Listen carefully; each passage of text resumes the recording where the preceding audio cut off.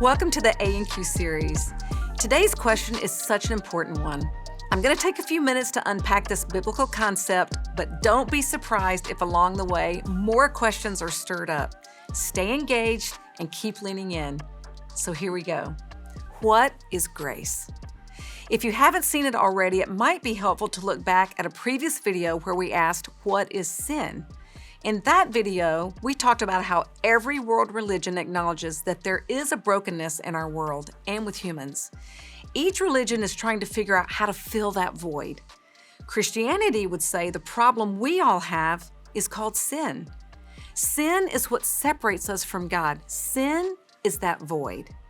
So if sin is what stands between us and God, what will bridge the gap? The Bible says that only Jesus can do that. He offers to bridge the gap with grace. Grace isn't an object, but an action. When Jesus, the Son of God, was killed on the cross, He was paying our sin debt. Without grace, we're slaves to our sin and owe God more than anything we could ever pay back. We are in over our heads. We can't work our way out of this debt. But freedom is possible, only by payment of a ransom by someone else. Think about it this way. My husband and I bought a house.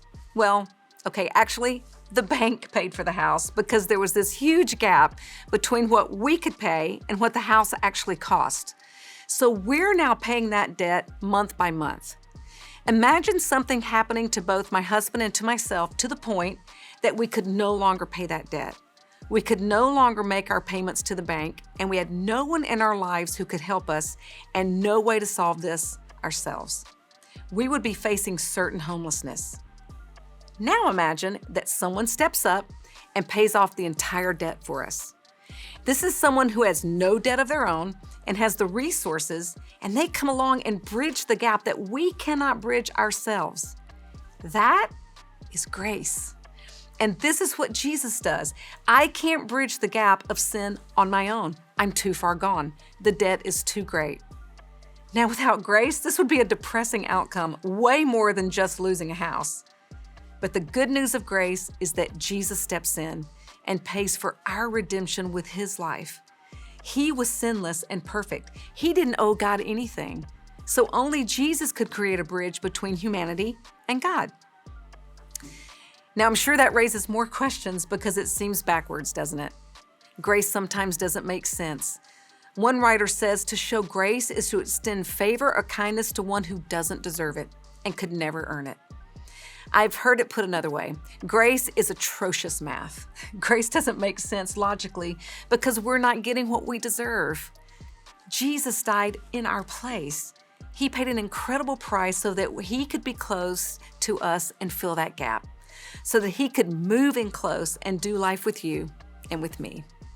So what is grace? I would say it's the extravagantly expensive gift from Jesus that makes a relationship with God possible. But perhaps the next best question is, have you received this gift of grace for yourself? If not, what's holding you back from taking that step?